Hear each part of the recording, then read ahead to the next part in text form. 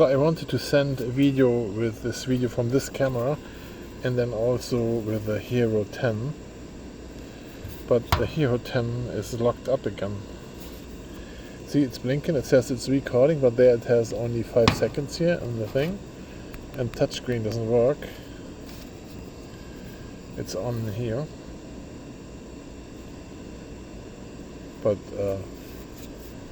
doesn't work. It doesn't turn off either. So when you click on this, it doesn't do it. Push and hold maybe?